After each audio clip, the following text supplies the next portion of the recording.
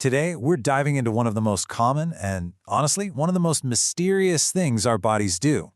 You know the one, that sudden, involuntary jerk that seems to pop up out of nowhere. Hic.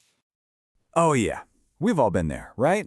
You're in a super quiet meeting, maybe on a first date trying to be cool, or just trying to fall asleep, and then suddenly, hiccup. But what is that sound really? What is your body actually doing? Well, let's get into it.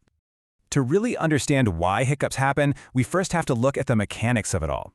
And it might seem like just a simple little hic, but it's actually a surprisingly complex chain reaction going on inside your chest and throat. Think of it as a little biological glitch.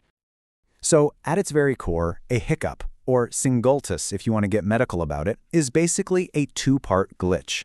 It all kicks off with your diaphragm, that big dome-shaped muscle that sits right underneath your lungs. So let's break this glitch down. It's pretty much a four-step process. First up, the spasm. For reasons we'll get to in a sec, your diaphragm just kind of freaks out and contracts when it's not supposed to. Second, the gasp. That jerky movement makes you suddenly suck air into your throat. Third, the snap. As all that air rushes in, it hits your voice box and causes your vocal cords to just snap shut.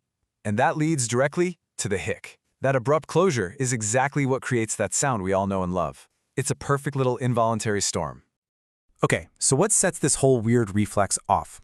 What are the things in our daily lives that actually trigger this chain reaction? Well, it turns out there are some very common culprits. Basically, the nerves controlling your diaphragm can get irritated pretty easily. Eating too fast or drinking something bubbly can make your stomach swell up and poke at the diaphragm. Same thing happens if you swallow a bunch of air from laughing really hard or chewing gum. Even strong emotions, like getting super excited or nervous, can set it off. And what's really interesting is that certain medications, like some corticosteroids, are known for causing bouts of hiccups too. So we know what a hiccup is, and we know what tends to cause it. But that leads us to the biggest question of all. Why does this reflex even exist? I mean, for us as adults, it seems to be completely useless. No. Seriously, what's the point? A cough clears our airways. A sneeze gets rid of irritants. A hiccup just seems to be an annoyance. But here's the thing. Evolution doesn't usually hang on to things that are totally random. So scientists have a couple of fascinating theories about where this bizarre reflex actually came from. The whole debate really boils down to two main ideas. The first theory suggests it's a holdover from when we were infants, kind of like an advanced burping mechanism.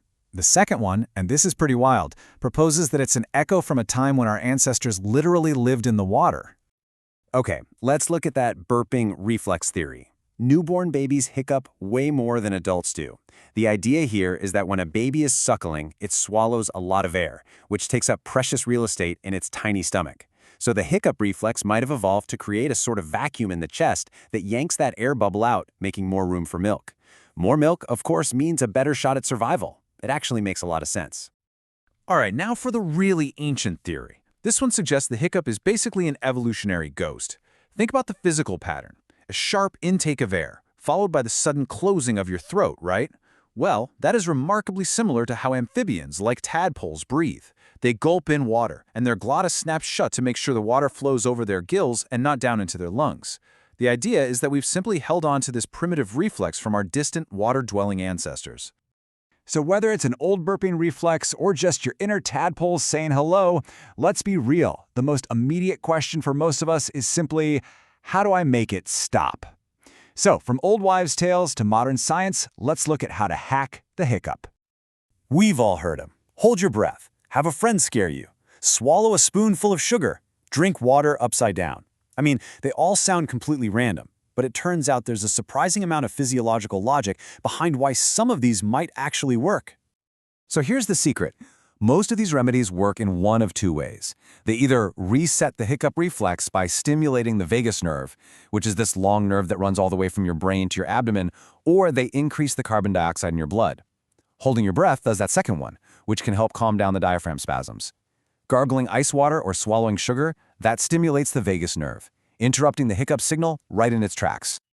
If you want a more scientifically tested approach, you could try the HAPPY technique. That stands for hiccup relief using active prolonged inspiration. Here's how it goes.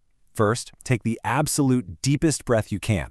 Then, for 30 seconds, you just keep trying to inhale, even though your lungs are already full. It sounds weird, but this action stimulates the nerves controlling your diaphragm and increases CO2 in your blood at the same time. After 30 seconds, you just exhale slowly. Now, while most hiccups are just a brief, harmless annoyance, we do need to shift our tone for a second, because in some very rare cases, they can be a sign that something more serious is going on. Medically speaking, hiccups are classified by how long they stick around. A normal bout, that's what most of us get, is anything less than 2 days. But if they keep going for more than 48 hours, they're called persistent. And if they last for over a month, they're considered intractable. And that's when you absolutely need to see a doctor. And this image really drives that point home. What you're looking at is an MRI of a patient's brainstem. That small spot the arrow is pointing to is a lesion that was the source of his non-stop, intractable hiccups. It's a pretty stark reminder that the whole hiccup reflex starts in our central nervous system, and a disruption there can have some very strange effects. See, chronic hiccups can be a symptom of a whole range of issues.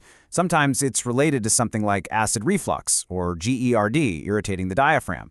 But it can also be a red flag for serious neurological conditions like a stroke or a tumor, damage to major nerves, or even some cardiovascular problems. So the key takeaway here is this: if your hiccups just won't quit, don't ignore them.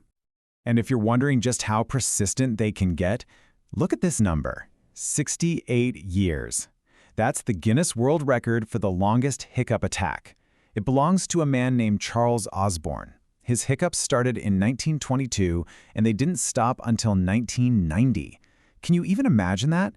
He hiccuped continuously for 68 years.